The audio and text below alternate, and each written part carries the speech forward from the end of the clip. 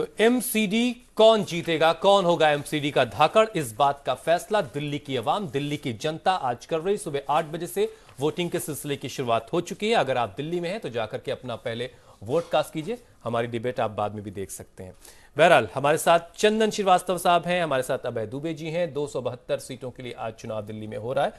हम बात ये कर रहे थे कि इस दफा मुद्दे कहीं गायब रहे।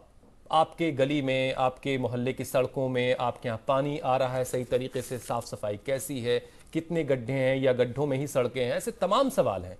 आप अगर इस तरफ से, अगर आप दिल्ली में रहते हैं, जाहिर सी बात है दिल्ली के लिए चुनाव हो रहा है। अगर आप इंडियन ऑयल की जानिब से अगर आप दिल्ली में दाखिल हों, जो न्यू अशोक नगर का इलाका है, वो पूरी रोड दिल्ली का जब आप दाखिल होते हैं तो ऐसा स्वागत करती है वो सड़क इतने गड्ढों और इतने गंदगी से कि आपको लगेगा कि आप दिल्ली में आ रहे हैं या कहीं और जा रहे हैं। बहरहाल दो चीज़ें और थोड़ा हैरान कर रही चंदन साहब। जो अभी हमने एक छोटी सी रिपोर्ट दिखाई थी कि संवेदनशील बूथ और अति संवेदनशील बूथ, देश की राजधानी है दिल्ली, यहां पर ये दो टर्म थोड़ा मुझे अजीब लग रहा है। अगर आप पीछे के वक्त को ख्याल करें, जब विधानसभा के चुनाव हुए थे, उसके तुरंत सर प्लीज माफी चाहता हूं, जरा अरविंदर सिंह लवली साहब इस वक्त आपको तस्वीरों में दिख रहे हैं। कुछ हरे रंग जैसा उन्होंने लिबास पहन रखा है और खूबसूरती ये है कि अभी हाल के वक्त में उन्होंने गेरुआ लिबास शायद पहना है और बड़े नेता रहे कांग्रेस के और मंत्री भी रहे सरकारों में, और अब वो बीजेपी का दामन थाम चुके हैं। उनको भी लगा कि अब शायद मुस्तकबिल जो है, भविष्य जो है वो बीजेपी में है। चंदन साहब प्लीज अपनी बात पूरी करें आप। तो आप विधानसभा चुनाव से पहले का वक्त अगर देखने की कोशिश करें तो हमारे दिल्ली के कई पॉकेट्स में, 2-3 पॉकेट्स में तनातनी पैदा हुई थी, जिसको आप ना सामुदायिक संघर्ष का नाम दे सकते हैं, जिसमें एक एंगल हिंदू मुसलमान का था, लेकिन फिर दूसरे समुदायों के भी नाम थे, जिसमें आप कहीं पे ये बता सकते थे कि गुर्जर समुदाय के लोग या बाकी समुदाय, इस तरह का नाम ले सकते थे। लेकिन उसका नेचर स्वाभाविक रूप से सामुदायिक था, उसके केंद्र में कहीं पे जाति थी या कहीं पे धर्म था। तो दिल्ली के बारे में सोचते हुए ये ठीक लगता है टेलीविज़न के पर्दे पर ये सोचना कि दिल्ली जो है एक महानगर है और इसका चरित्र जो है कुछ इस तरह का होता है जैसे कि किसी डब्बे में या किसी बर्तन में सलाद बनाया गया हो कि हर सब चीज़ें मिली जुली हैं और अलग भी नज़र आ रही हैं। लेकिन ऐसा है नहीं। दिल्ली एक बड़ा गांव है, इसके उलट सोचने वाला एक बड़ा तरीका है जिसमें आप सोचते हैं कि दिल्ली एक बहुत बड़ा गांव है। और अगर आप दिल्ली के बारे में जब बात करने चलते हैं समाजशास्त्रीय रूप से, तो आपको जातियों के नाम लेने होते हैं, समुदायों के नाम लेने होते हैं और उसकी फीलिंग्स के बाद नाम लेने होते हैं। तो ऐसा जरूर है कि जब कांटे की टक्कर दिख रही हो, नाक बचाने की लड़ाई चल रही हो, ये युद्ध की भाषा में हम जब चुनाव के वक्त सोचते हैं, और आपके लिए हर चुनाव जब इतना ही महत्वपूर्ण हो जाता है, लोकसभा का चुनाव, विधानसभा का चुनाव, और ठीक उसी तर्ज पे एमसीडी के चुनाव भी अगर आपके लिए बहुत महत्वपूर्ण हो जाएंगे, तो आप सामुदायिक फीलिंग्स को भी उभारने की कोशिश करेंगे कि एन मास हमको वोट पड़े, एन ब्लॉक वोट पड़े। इस तरह की उभारने की जब कोशिशें होती हैं तो आपको बूथ संवेदनशील और अति संवेदनशील इस तरह के हिस्सों में बांटने पड़ेंगे। ये बहुत ही, क्योंकि हम ये मानकर नहीं चल सकते कि ये चुनाव का वक्त है और अभी लोगों की भावनाएं भड़की हुई हैं और इसके तुरंत बाद इसकी एक तैयारी करनी होती है, इसको एक अलग तरीके से आगे के वक्त तक भी खींच के ले जाना होता है। इसकी तैयारी दोनों तरफ से होती है, सिक्योरिटी एजेंसीज भी करती हैं और पॉलिटिकल पार्टीज भी करती हैं और करवाती हैं। बहरहाल इससे पहले कि मैं अभय जी से एक और रिएक्शन लूँ, जरा चलते हैं पवन मिश्रा के पास। हमारे संवाददाता पवन मिश्रा जो विनोद नगर में इस वक्त मौजूद है। पवन, क्या कुछ लोग वोट कास्ट करके आ चुके हैं? कुछ बातचीत हुई आपकी लोगों से? क्या मुद्दे थे उनके जहन में या सारे मुद्दे गायब थे, सिर्फ दो चेहरे दिख रहे थे, केजरीवाल साहब के और मोदी जी के, या कुछ और भी चेहरे? जी हाँ हुसैन, आपको बता दें कि लोग वोट करके बाहर आ रहे हैं। मुद्दा ये है, उन्होंने कहा कि किसी व्यक्ति विशेष को देख करके वो नहीं दे रहे हैं, पार्टी विशेष को ही देख करके उन्होंने वोट डाला है। सीनियर सिटीजन, आपने वोटिंग कर लिया जी। क्या इस बार क्या सोचकर आपने वोट किया है? हमने तो जिसे देना है दे दिया वो। अब सोचा क्या है, जो पार्टी होगी वो आएगी। दिल्ली में देखा जाए तो तमाम गंदगी का समस्या हुआ, निगम का समस्या हुआ, हो रही है, यहाँ भी हो रही है, तो वो तो होनी चाहिए, नगर निगम का काम है। लोगों में हुसैन देखा जाए तो काफ़ी उत्साह है और हमारी कुछ फर्स्ट टाइम वोटर से भी बात हुई जो पहली बार वोट करने के लिए आए थे। उनका यही कहना है कि युवा हैं और युवा की जो चाहत होती है उनको पूरा किया जाए। पार्कों की समस्या के बारे में बता रहे थे कि जिम नहीं है पार्कों में, वो ठीक से खेल नहीं पाते हैं। तो अलग अलग लोगों की राय है, उनके भीतर काफ़ी उत्साह जरूर है। कुछ ऐसे भी लोग हैं जो वोट करने नहीं जा पाए। चलिए, गनीमत है कि कम से कम दिल्ली में अभी एंटी रोमियो स्क्वाड नहीं है, या युवाओं की उम्मीदों पर ये एक और नुकसान की खबर होती है। बहरहाल, क्या गुलाब के फूल नहीं दिए गए वहां पे? नहीं, जहां पर मैं खड़ा हूं हुसैन, वहां गुलाब का फूल नहीं दिया गया। हमने इस बात की जानकारी ली कि ये फर्स्ट टाइम वोटर है, कहा गया था कि गुलाब का फूल देंगे या कुछ चॉकलेट्स वगैरह देंगे। तो इनका ये कहना था कि अभी तक उनके पास सामान आया नहीं है, सामान लेने के लिए गए हैं। हालांकि आप देख सकते हैं तमाम लोग जो हैं बाहर निकल रहे हैं, वोट करके बाहर आ रहे हैं और काफ़ी खुश हैं। लोगों के भीतर काफ़ी खुशी है कि वो वोट, अपना मतदान का प्रयोग, आपने वोट कर दिया। इस बार दिल्ली को निगम को चुनाव में लेकर क्या आपकी सोच है? किस टाइप से सोच? वोट जो आपने किया है क्या सोच कर किया है? पार्टी को देख के किया है? हम पार्टी को देख के करते हैं और डेवलपमेंट के नाम पर करेंगे वोट। क्या पार्टी को चाहते हैं, क्या चाहते हैं? साफ सफाई, पानी, बिजली, सड़क की व्यवस्था बहुत खराब है दिल्ली में इस समय। सड़क ठीक होनी चाहिए और आम पब्लिक को जो मूलभूत सुविधाएं हैं उनका मुहैया होना बहुत ज़रूरी है। उसके हिसाब से पार्टी को वोट करते हैं। मूलभूत समस्या की बात हो रही है कि जो आमतौर पर जो बिजली की बात होती है, सड़क की बात होती है या सफाई की बात होती है, वो एक अहम मुद्दा है। इसको लेकर के पब्लिक भी काफ़ी उत्साह है और लोग सुबह से यहाँ उत्साह शायद इस बात का ज़्यादा है पवन की आज जाकर के उंगली पे स्याही का निशान लगवाना है और कुछ मजबूरियां जो उसके साथ उसे ज़िंदगी बसर करनी। पवन, मैं लौटूंगा आपके पास, फिलहाल शुक्रिया।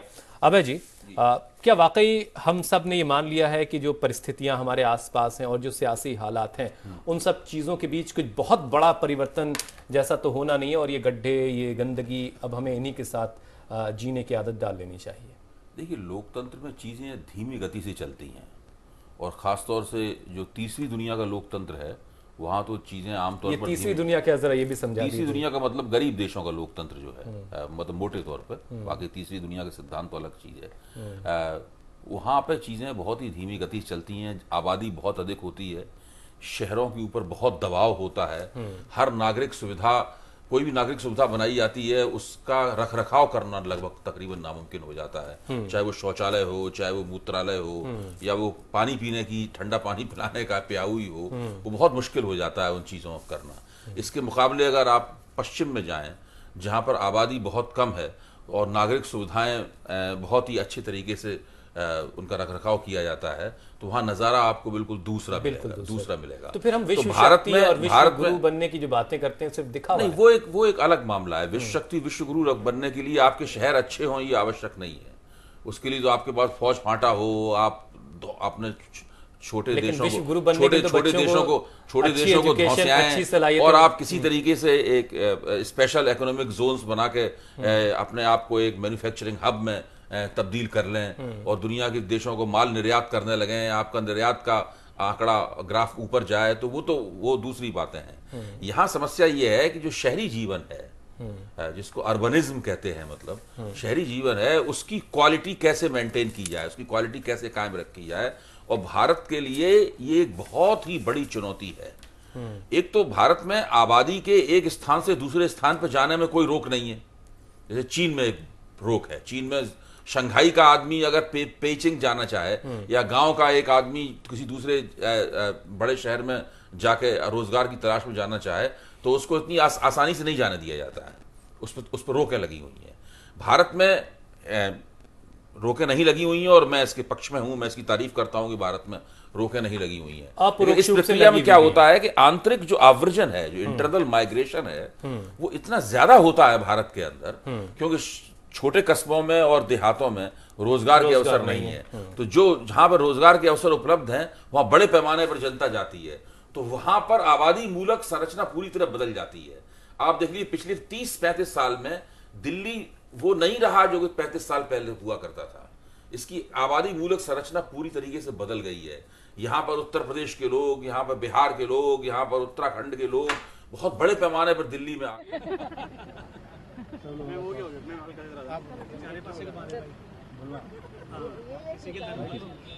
सर, आपने वोट डाला है शुरुआत में, क्या सोच के? सुबह सुबह सबसे पहला काम आज वोट डालने का किया है और इस उम्मीद और इस कॉन्फिडेंस के साथ कि दिल्ली में भारतीय जनता पार्टी की 200 से ज़्यादा सीटें आएंगी और दिल्ली में भारतीय जनता पार्टी की को तीनों नगर निगमों में पुनः बहुमत मिलेगा। और मैं ये कह सकता हूँ कि भारतीय जनता पार्टी पूरे देश में विजय रथ उड़ीसा से होता हुआ महाराष्ट्र, उत्तर प्रदेश, उत्तराखंड और अब दिल्ली में मोदी जी के नेतृत्व में देश में जो सरकार काम कर रही है, लोग उसमें उत्साह से शामिल होना चाहते हैं। और मैं यही कहूँगा कि हमने काम किया है, हम काम करके दिखाएंगे। जो लोग 2 साल तक लोगों को गुमराह करते रहे, उनको सबक सिखाने का समय आ गया है। और मैं ये भी कह सकता हूँ कि कांग्रेस जो है वो एक डूबता हुआ जहाज है, बिखरती हुई पार्टी है, जिसके कारण ये सब सामने देख रहे हैं हम। और मैं यही कहूँगा कि भारतीय जनता पार्टी निश्चित रूप से लोगों के लिए एक उम्मीद है। जिस तरह से देश के अंदर तमाम पार्टियां बिखर रही हैं और दिल्ली में तो विशेष रूप से पार्टियों ने ये दिखाया है कि वो कितने गैर जिम्मेदार तरीके से व्यवहार करते हैं। एक बार दोबारा करो, सारा कंफ्यूजन हो गया, इधर से बोलो उधर से। बहरहाल बहुत दिलचस्प है। इस रणनीति पर जरा आप गौर कीजिए कि किस तरीके से विजय रथ का जिक्र किया विजेंद्र साहब ने, और ये बताया कि उत्तर प्रदेश उत्तराखंड से होते हुए विजय रथ मोदी जी का और उनके काम की हर तरफ तारीफ हो रही। नगर निगम में वो खुद काम तो करने जा नहीं रहे। कहीं ये नहीं बताया गया कि 10 सालों में बीजेपी ने नगर निगम के लिए ऐसा क्या किया है जिसके बिना पर उनको बात है। वोटिंग का दिन चुनाव प्रचार का दिन नहीं होता है। जो वो वक्तव्य दे रहे थे वो लगभग चुनाव प्रचार कर रहे थे। वोटिंग का दिन अब तो साल भर हर कोई चुनावी मोड में ही लगता है, नजर आता है एक तरीके से। नहीं, तकनीकी रूप से भी गलत है। मतलब इस पर तो चुनाव आयोग को जरूरत है कि वो ख्याल इस पर करें कि वो किस तरह की बातें कौन कर रहा है। बहरहाल अपनी बात आप पूरी कर लें, जो आपको मैंने बीच में रोका था, माजरत के साथ। मेरा कहना यही था कि जो भारत में शहरी जीवन है उसकी गुणवत्ता सुधारने में हमें कब कामयाबी मिलेगी, इसके बारे में मैं निश्चित रूप से नहीं कह सकता। इसमें बहुत समय लगेगा और उसके लिए सरकार को कुछ ऐसी योजनाएं बनानी पड़ेंगी जिससे शहरी जीवन, जो मौजूदा शहरी जीवन है, उसकी कुछ वैकल्पिक संरचनाएं बन सकें। कुछ ऐसी पेशकश करनी पड़ेगी जिससे ठीक हो सके। वरना मुझे तो लगता है कि शहर भारत के उत्तरोत्तर खराब होते चले जा रहे हैं। जो आंतरिक आवर्जन है वो इतना ज़्यादा है जिसकी वजह से स्थानीय लोग और स्थानीय लोग बिल्कुल उनका कोई महत्व ही नहीं रह जाता है। दिल्ली में दिल्ली वाला कौन है? अगर और वो कितने कम लोग रह गए। थोड़ा सा गुनहगार मैं भी हूं। नहीं, हम सब लोग बाहर से आए हैं। मैं भी उत्तर प्रदेश से आया हूं और आप बिहार से, हाँ, आप सब लोग बाहर से आए हैं। मैं वो नहीं कह रहा हूं। मेरा कहना है कि इसकी सीमा क्या हो, ये कैसे तय हो सकता है? ये कहीं ना कहीं किसी न किसी रूप में तय करनी पड़ेगी। अब जैसे कि दिल्ली में दिल्ली वाला कौन है, तो जो पुरानी दिल्ली में कुछ लोग रहते हैं उन लोगों को छोड़ के कोई ऐसा दावा नहीं करेगा कि वो दिल्ली वाले हैं। तो उसकी वजह से चीजें बदल जाती। एक जमाना जब हिंदुस्तान पाकिस्तान में विभाजन हुआ था तो बड़े पैमाने पर दिल्ली में शरणार्थी लोग आए थे। उसकी वजह से दिल्ली में आबादी मूलक संरचना में बड़ा भारी परिवर्तन हुआ था। उससे दिल्ली की राजनीति ने एक खास तरह का रुझान ले लिया था। अब वो चीज भी बदल गई है, उनके हाथ में भी नहीं रह गया है। अब दिल्ली में एक दूसरा परिवर्तन हो गया है। जो एक वो है दबाव, वो ज्यादा इस वक्त महसूस किया जा रहा है। चंदन, माफ कीजिएगा चंदन, ये जो चीज है जिसका जिक्र विजेंद्र गुप्ता साहब कर रहे थे, उनके बातों में कहीं भी एमसीडी की परफॉर्मेंस नहीं थी। और पिछले कुछ वक्त में ऐसा लगा है कि आप हमको और सबको हिंदू मुसलमान पर बात करने का बहुत वक्त रहा, शायद सबसे ज़्यादा मज़ा ही उस पर हमको आता रहा। और शायद सारे मुद्दे, सारे मसलों का हल भी ऐसा लगा कि हिंदू मुसलमान पर सिर्फ आप बात करती रही और एक दूसरे को शायद जलील करने की कोशिश इसमें ज़्यादा दिखती रही। क्या ऐसा है? और ऐसा रहा तो ये चीज़ हम समझा क्यों नहीं पाए लोगों को पत्रकार होने के नाते कि भाई ये दरअसल मुद्दे हैं नहीं जिन पर हम बात कर रहे हैं, या हमें मजबूर कर दिया जाता है कि हम उन्हीं पर उलझे रहें? आप बहुत ही कठिन सवाल पूछ रहे हैं और ये लगभग 5000 शब्दों का उत्तर ये मांग करता है। लेकिन मैं इसको ऐसे कहूँगा कि आपका मूल सवाल ये है कि हमें जो गैर जरूरी बातें हैं उन पे उलझा दिया जाता है, और जो जरूरी बातें हैं जिसको हम लोग विकास शीर्षक से जानते हैं और जिसमें रोटी कपड़ा मकान सेहत शिक्षा आवास जैसी चीज़ें आती हैं, इनके बारे में बात नहीं किया जाता। चलिए, अगर ये बातें अभी लगता है कि ये सबसे ज़्यादा हो रही हैं, तो इसकी दो वजहें साफ साफ समझ में आती हैं। जैसे पिछले 10 सालों का अगर मुहावरा आप देखें तो वो मुहावरा विकास का रहा राजनीति का, जिसमें सरकारें ये कहती हुई नजर आई कि हम बिल्कुल दुकान की तरह हैं और आप हमसे रोटी कपड़ा मकान सेहत शिक्षा आवास ले जाइए, अलग अलग अधिकार आए, वो काम का अधिकार भी आ गया और शिक्षा का भी अधिकार आ गया और भोजन का अधिकार भी आ गया। जिस वक्त हमारी राज सत्ता ये कर रही थी उस वक्त अपने ऊपर अपनी देने की क्षमता, जिसको सुपुर्दगी या मुहैया कराना कह सकते हैं आप, उसकी क्षमता से ज्यादा की बात कह रही थी वो। असल में आपकी कुव्वत उतनी थी नहीं, मतलब राजकोष में धन होना बड़ी बात नहीं होती, आपका एक डिलीवरी मैकेनिज्म भी होता है, उससे जुड़ी हुआ शिक्षण भी होता है, जिसमें आप बार बार कह रहे हैं ना कि एमसीडी में का तो मुद्दा ही नहीं बना। क्या वो लोग शिक्षण या राजनीतिक किस्म का शिक्षण दिल्ली की जनता को है जिसमें वो तमाम मुद्दों को अलगा कर देख सके कि ये एमसीडी का दायरा है, ये विधानसभा का दायरा है और ये केंद्र सरकार का दायरा है। आप छोटा सा सर्वेक्षण करवाएं और लोगों से पूछे कि दिल्ली पुलिस, सड़क चलते लोगों से पूछे किसके अधीन काम करती है जी, वो केंद्र सरकार के अधीन काम करती है या राज्य सरकार के अधीन काम करती है? आपका सवाल नहीं पूछेगी। तो मैं ये मूल बात कह लूं कि विकास करने जा रहे हैं, कुव्वत नहीं है इसका करने का, क्षमता आपने उस तरह की नहीं पैदा की है, तो आप फिर अपनी बात को कैसे छिपाएंगे? आपको बात छिपाने के लिए कुछ दूसरे बहाने करने पड़ेंगे। इसमें भी एक और गहरी बात जो आप चाहे, छुपी हुई बात बल्कि, वो ये आप चाहे तो सोच ले कि जब आप विकास करने चल रहे होते और इस जुमले को खर्च कर देते हैं, मतलब 10 साल में आपने खर्च किया, तो जब आप खर्च करने चलते हैं 100 कदम के बजाय 20 कदम चलते हैं तो एक आबादी के पास कुछ होता है। 25 करोड़ के आसपास की आबादी होगी, आंकड़े आप 5 करोड़ घटा लें और बढ़ा सकते हैं, लेकिन ये 25 करोड़ आबादी के बारे में आप दावे के साथ कह सकते हैं कि इसके पास अपनी जरूरत से बहुत ज्यादा का हो गया है। और जब जरूरत से ज्यादा का होता है तो वो अच्छा महसूस करना चाहती है, और जब अच्छा महसूस करना चाहती है तो उसके लिए बड़े गिने चुने मुद्दे हैं। वो गिने चुने मुद्दे हो सकते हैं, आप पाकिस्तान के बारे में बोलते हैं कि सबक सिखा देंगे, आप कभी कश्मीर के बारे में बता सकते हैं कि तुम्हें देश के भीतर उस तरह से रखेंगे जैसे हम रखना चाहते हैं, आप कभी कभी ये बता रहे होते हैं कि सारी गलतियां जो है ना जी ये मुसलमानों के कारण है इस देश में, या फिर अलग अलग ये बिहारियों के कारण हो जाती हैं, कभी वो असमियों के कारण हो जाती है। इस तरह के मुद्दे आप करते हैं। कभी कभी ये कह दिया जाता है कि हिंदी भाषियों के कारण है जी, ये हिंदी भाषी चले आए ना इसकी वजह से ये सारी गड़बड़ हो गई। तो ये हम महसूस करना चाहते हैं, अपना एक इमेजिनरी किस्म का ओपोनेंट खड़ा करके उसको पिटाई करना। तो वो 25 करोड़ अच्छा महसूस करना चाहता है, उसको करने दीजिए। ये वाकई बहुत अफसोस की बात है कि एमसीडी के इलेक्शन अगर हो रहे हैं तो एमसीडी के स्कूलों में क्या हालात हैं? क्या बच्चों को सही तरीके से पढ़ने लिखने का उनको सामान मुहैया कराया जा रहा है? अच्छे तरीके से टीचर उनको मिल रहे हैं? अच्छे टीचर उनको मिल रहे हैं? क्या सड़कें, पानी, बिजली और तमाम सारी सुविधाएं जो एक शहरी होने के नाते एमसीडी के जरिए आप तक पहुंचती, क्या वो आप तक पहुंच रही? इन तमाम सवालों के जवाब आपको अपने पार्षदों से और उनके नेताओं से पूछने चाहिए थे। क्या आपने ये किया है? ये अपने आप से भी जरूर पूछिएगा। बहरहाल आज वक्त वोटिंग का है, वोट जरूर कास्ट कीजिएगा जाकर के।